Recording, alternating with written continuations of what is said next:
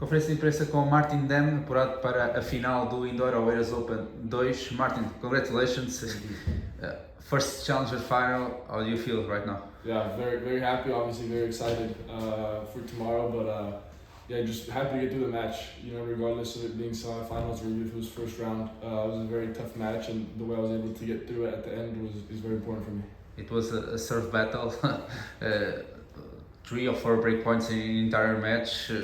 How do you manage to get through in the end, in the third set in the end, how do you manage to get through? Yeah, I mean, going into the match, I knew it was going to be like this. We prepared for tie breaks. There was only one, but playing two guys with this style, only a few points are going to decide the match. And I was very lucky or just happy to win those tight moments. The first set, obviously, getting that early break was important. I had a break point at 5-all. Maybe played a little passive, but I knew that if I stay, holding my serve in the third set, there's always a chance, and I was very happy to get through at the last game. I got one chance and I took it. So. Marius is a former top 6 in the world, made 2 ATP finals in similar conditions. Do you knew him before the match, or what do you expect? Do you expect a serve battle like it was? Yeah, I mean, obviously I know Marius, well from TV and from previous matches, and I've played some tournaments with him already as well. So I was pretty familiar with his game, and obviously playing him indoors is probably the toughest conditions to play him in, especially a fast indoor like here. I was hoping, maybe he was, but I was hoping he'd be tired. He's had a lot of matches, he's come through qualies. I had a few 7-6 in the third, so I went into the match thinking, I just need to stay mentally tough and like I said, wait for those, 1 or 2 opportunities and hopefully be able to take them, which I did. So yeah, it was a battle of who's going to serve better and who's going to play better in the bigger moments, and fortunately today was me. You only faced 1 break point in the entire match, but you were the first one to face a break point in the third set.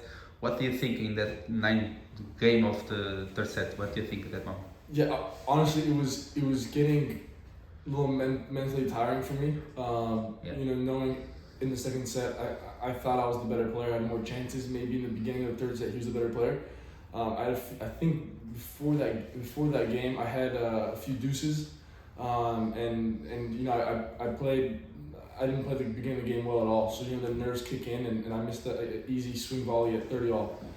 So obviously facing that break point, I knew I had to play my best tennis. Otherwise, the match most likely is over if I get broken at 4-all. So I honestly was kind of a little bit praying and hoping I played my best points, and lucky for me, he gave it to me.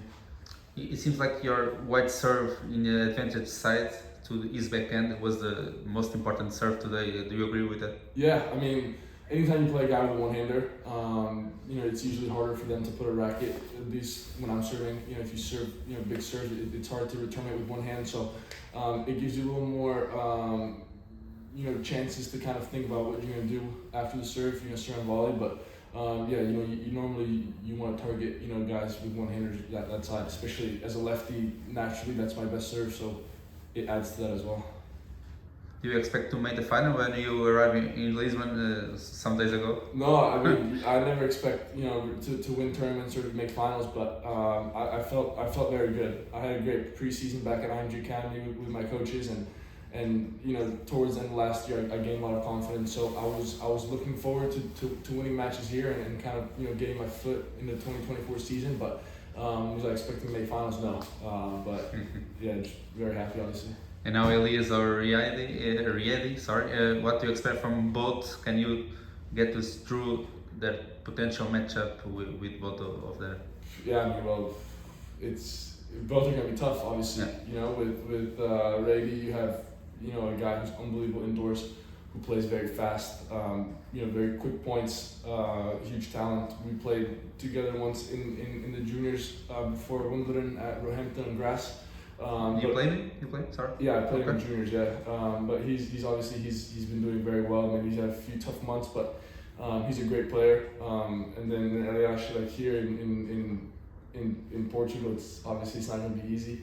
I'm sure the crowd's going to be on his side, and I think I read the stat somewhere that his record here in this facility is unbelievable. So and it shows. Last week he made finals, and here he's in the semis. So he's obviously a very tough player to be here. But regardless, whoever I play, it's just another opportunity for me, and it's gonna be a great match regardless. But they are different. Do you prefer any style of play for tomorrow? Not the player itself, but the style of play. No, I mean, for me, it doesn't really depend. That it depends on how I'm feeling, how I'm playing my game. I like to think that I usually dictate the play if whoever I play against. Obviously, they're both very different styles. One grinds from the back more and hits loopier. The other one hits flat and goes for the balls. But there's pros and cons for both. But for me, it's just focus on myself and do the best I can.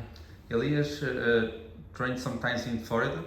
He did his preseason in Florida. Do you know him from there? Because I think you are from Brenton, Yeah. I believe. So do you know him from there? Some training sessions or something? No? If I'm not wrong, I think he used to be at IMG Academy a few years ago. Yes. So, And he did this preseason. He did in Florida with Tommy Paul. He did Everett. So I remember him when he was at IMG. I was still too young to play with him. He was too good for me. But I remember seeing him there, and now I know he was at Everett. He's actually coached by a guy, or was helping him for a little bit, a guy that I know well. And I know he was there with Ethan Quinn, Alex Sharbakoff, Tommy Paul, Francis, all these guys. So I'm aware of it, but never even hit one tennis ball with him. So Never hit with him. No. But have you ever saw him play or in Florida or somewhere else? We played, I think, one tournament in Prague together, and maybe US Open last year, but never put my focus on him or really paid too much attention. But clearly he's been playing very well. Of course, as a Portuguese, I have to just one more question about Elias. Of course, he's losing at the moment. He can lose the match, but what do you think are his strengths or his main weapons? What do you think about this game? Well, I think foremost he's shown it here. He's an unbelievable fighter. I think he was down a set and a break at least once. This week I don't know how. I think last week as well to Gerasimov in the semis. So he's a very tough out, unbelievable competitor. And I think his strength is making you feel uncomfortable. He slices a lot. He plays a loopy forehands. Big backhand, serves well at times. So he kind of likes to change it up. And I think that's what makes things uncomfortable playing him, is that you never really know exactly what you're going to get. He doesn't really give you the rhythm, but I think I would say those are the two biggest things. Second final in Portugal, biggest final of your career. It seems like that. It seems like your biggest final. Do you feel that? Yeah, I mean, for sure. I mean, regardless if whatever happened in juniors, whatever happened on the ITF tour, this is a step up again. At an ATP Challenger event, so it's not the biggest challenger there is, but yes. It's still an unbelievable achievement for me. First tournament of the year. It just shows all the hard work I did with my team, and hopefully I keep going up this season.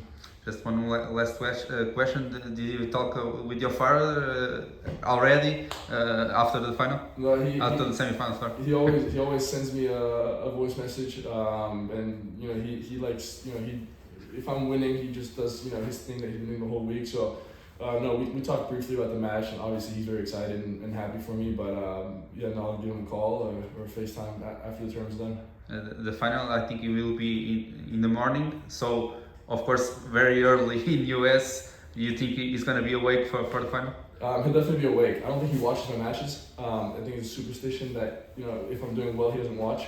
But I know a lot of my family and friends, they're all gonna be watching. I've got family here in Prague, so everyone's gonna be watching there, and all my coaches back home, they're all obviously very excited, and I'm sure they'll be watching. Martin, congrats again and good luck for tomorrow. Thank you so much. Thank you.